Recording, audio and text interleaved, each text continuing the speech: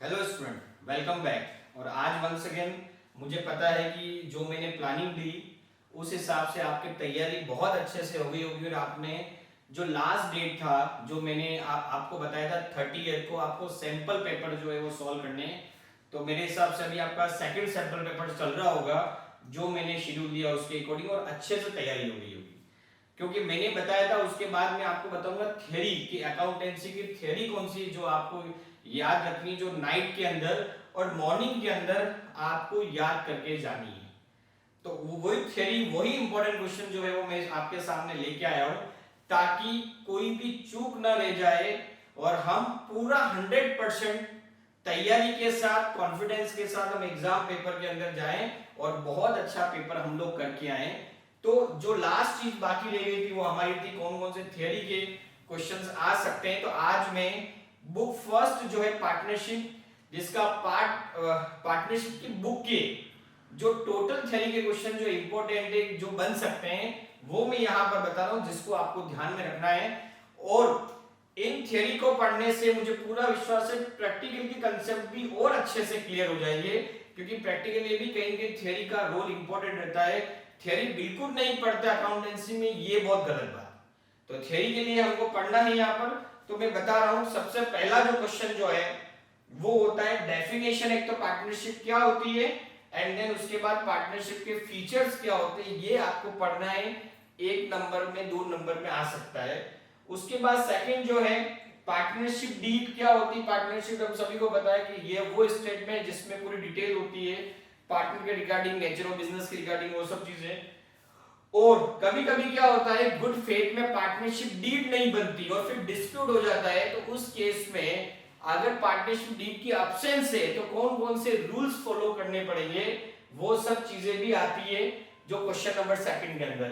Question number third के अंदर क्या है कि पार्टनर्स की कैपिटल को मेंटेन करने के 2 मेथड हैं, एक फिक्स कैपिटल मेथड, एक fluctuating capital method. Fix capital में 2 अकाउंट बनते हैं, कैपिटल करंट, और फ्लक्चुएटिंग में एक ही अकाउंट बनता है। मतलब एक में दो, एक पार्टिसिपेंट के 2 पार्ट होते हैं और एक में एक ही होता है। तो उसका डिफरेंस जो है वो थर्ड के अंदर पूछते हैं, difference in fixed and fluctuating capital method के अंदर। देन पीनल अप्रोप्रिएशन, उसको एक्सप्लेन करना है। हम जानते हैं पीनल अप्रोप्रिएशन क्यों बनाते हैं, क्योंकि पार्टनर्स के बीच में जो प्रॉफिट का डिस्ट्रीब्यूशन होता है वो पीनल अप्रोप्रिएशन होता है, because it is a divisible profit.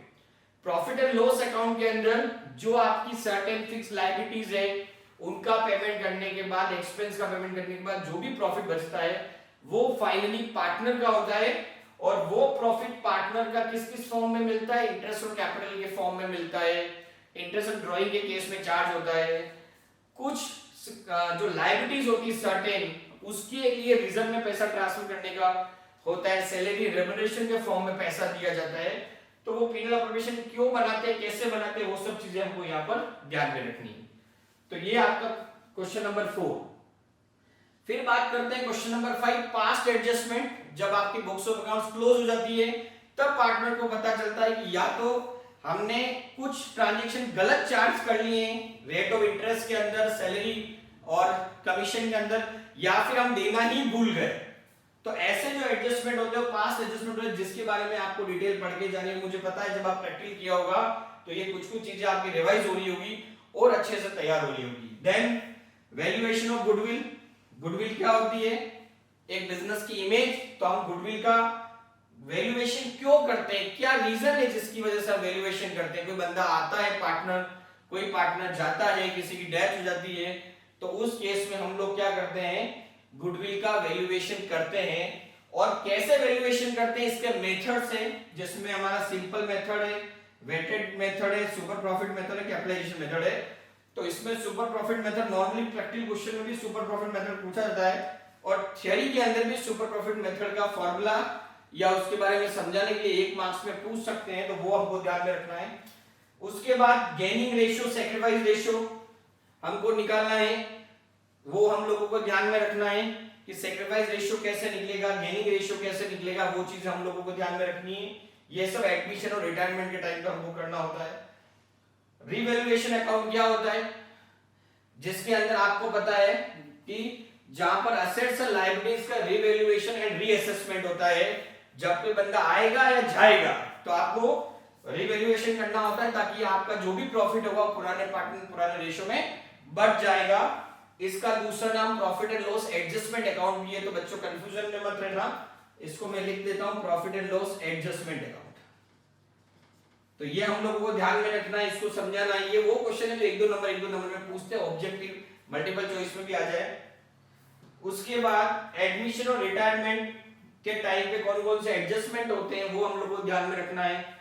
New PSR निकलता है, गुडविल का ट्रीटमेंट होता है, रिवैल्यूएशन अकाउंट बनता है, पुराने प्रॉफिट है वो जो है वो बढ़ते हैं, पार्टनर्स कैपिटल अकाउंट में एडजस्टमेंट होता है, फिर बैलेंस शीट बनती है आफ्टर एडमिशन या आफ्टर रिटायरमेंट, वो सब चीजें यहां पर आपकी आती है।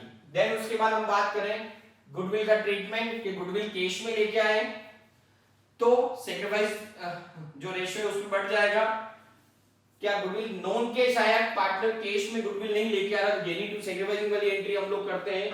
और देन इन काइंड की हमको गुडविल जो मिली है वो काइंड में मिली, कैश में भी नहीं है, किसी और तरीके से आई, तो उसकी एंट्री है।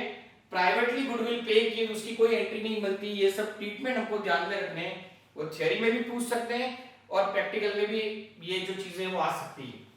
हिडन गुडविल और एग्जिस्टिंग गुडविल, जो ऑलरेडी गुडविल है वो पुराने पार्टनर पुराने रेशो में बांट लेंगे, जिसको गुडविल को राइट ऑफ करना बोलते हैं।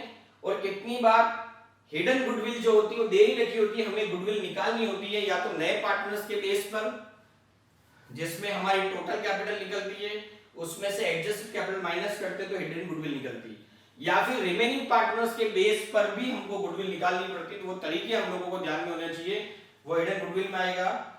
रिटायरिंग पार्टनर को पेमेंट देना होता है, पेमेंट में हम लोग क्या क्या देते हैं, रिजर्व देते हैं, इंटरेस्ट देते हैं, पीनल सस्पेंस का टॉपिक देते हैं, वो सब चीजें हमको यहाँ पे ध्यान में रखनी है। यहाँ पर वही पीनल सस्पेंस का कि पार्टनर बीच में ही डेथ हो गई, तो उस केस में हम उस जो वो बंदा अगर पूरे साल भर में कोई प्रॉफिट हुआ है तो उसके टाइम पीरियड के लिए उसको प्रॉफिट देंगे, जो पीनल सस्पेंस में जाने वाला है वो सब चीज आएगी। पार्टनर की डेथ होगी तो एग्जीक्यूटिव अकाउंट बनेगा।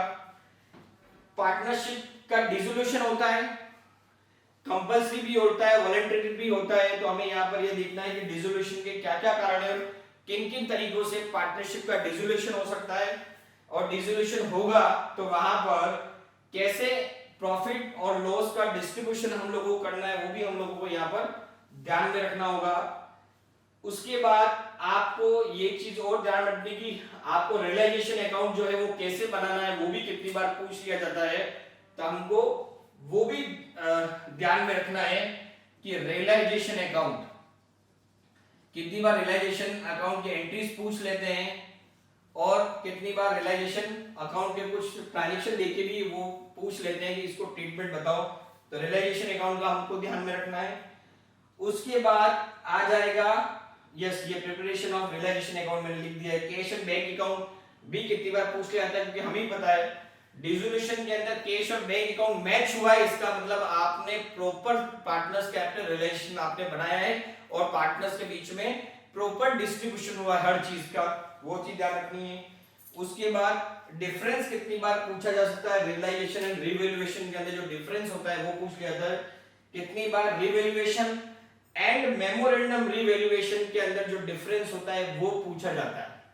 तो ये मैंने 20 और 21 क्वेश्चंस ऐसे हैं जो नॉर्मली जो है वो पूछे जाते हैं पार्टनरशिप के टॉपिक से। ये पार्ट 1 है, अभी डिबेंचर शेयर्स और जो आपका एनालिसिस की बुक है उसका पार्ट 2 अभी मैं आपको 1 से 1.5 घंटे के बाद मैं वो भी YouTube पे डाल दूंगा।